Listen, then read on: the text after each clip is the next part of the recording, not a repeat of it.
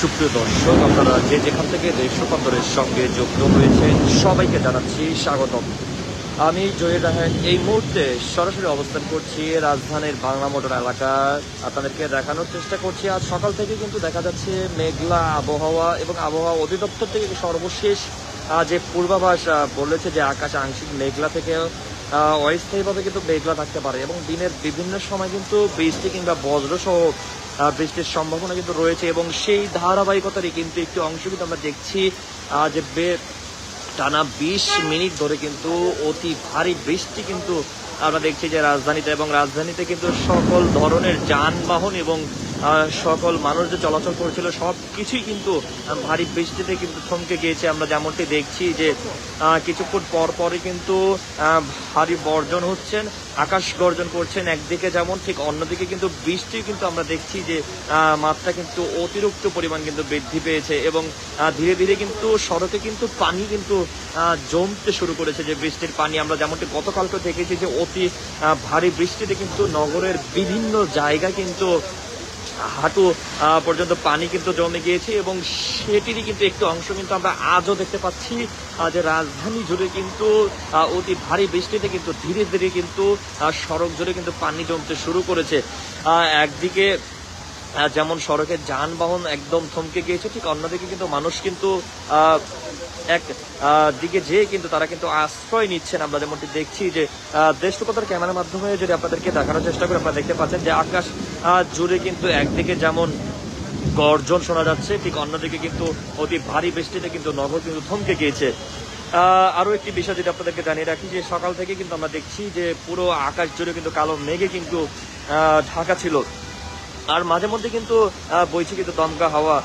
আবহাওয়া অফিস যেমনটি জানিয়েছেন যে দক্ষিণ কিংবা দক্ষিণ পূর্ব দিক থেকে কিন্তু ঘন্টায় 10 থেকে কিন্তু 15 কিলোমিটার বেগে কিন্তু বাতাস প্রবাহিত হতে পারে, তবে কোথাও কোথাও কিন্তু দমকা হাওয়ার গতি কিন্তু ঘন্টা 30 থেকে 40 কিলোমিটার পর্যন্ত কিন্তু পৌঁছতে পারে। আর সকাল 6টার ঢাকা তাপমাত্রা কিন্তু রেকর্ড করা হয়েছে যে 22.2 ডিগ্রি কিন্তু সেলসিয়াস। বাতাসের আর্দ্রতাও কিন্তু ছিল 96%, যার কারণে কিন্তু ভ্যাবসা আবহাওয়া কিন্তু অনুভূত কিন্তু হচ্ছে, কিন্তু হয়েছিল কিন্তু অনেকটা। যেমন আমরা দেখেছিলাম আবহাওয়া অধিদপ্তরের তথ্য মতে গত 24 ঘন্টা কিন্তু রাজধানীতে কিন্তু 80 কিলোমিটারের কিন্তু বৃষ্টিপাত কিন্তু রেকর্ড করা হয়েছে। আর গতকাল সর্বোচ্চ কিন্তু তাপমাত্রা ছিল কিন্তু 32.5 ডিগ্রি সেলসিয়াস। আপনাদেরকে যদি আমি বর্তমান চিত্রটি যদি দেখানোর চেষ্টা করি, টানা 20 মিনিট ধরে কিন্তু অতি ভারী বৃষ্টি কিন্তু আমরা দেখছি, এবং নগর জুড়ে কিন্তু সড়কের যানবাহন এবং মানুষ চলাচল কিন্তু সবকিছু কিন্তু থমকে গিয়েছে।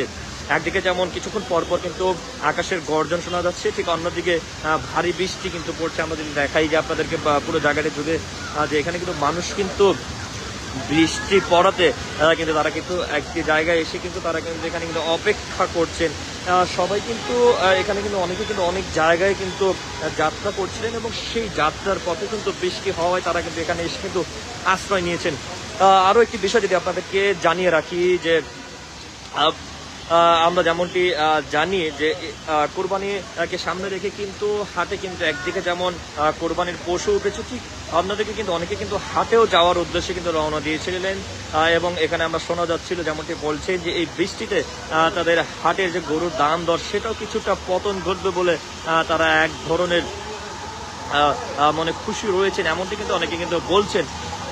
যদি আপনাদেরকে এই মুহূর্তে সার্বিক পরিস্থিতি আমি আপনাদেরকে আবারও জানিয়ে রাখতে চাই যে টানা 20 মিনিট ধরে কিন্তু ভারী বৃষ্টি কিন্তু আমরা দেখছি, এবং সাথে কিন্তু আকাশে কিন্তু গর্জনও কিন্তু শোনা যাচ্ছে, এবং আকাশ কিন্তু মেঘলা রয়েছে। সব মিলিয়ে রাজধানীবাসীকে কিন্তু আজ দিন জুড়েই কিন্তু ছাতা কিংবা প্রয়োজনীয়তা যেই সতর্কমূলক যেই বার্তাটি দিয়েছিল আবহাওয়া অধিদপ্তর থেকে, সেটি কিন্তু আমরা দেখছি যে অনেকে কিন্তু ছাতা নিয়ে আসছেন, এবং অনেকে কিন্তু ছাতা ছাড়া যারা রয়েছে তারা কিন্তু এসে কিন্তু এক ছাউনিতে এসে কিন্তু তারা কিন্তু আশ্রয় নিয়েছিলেন।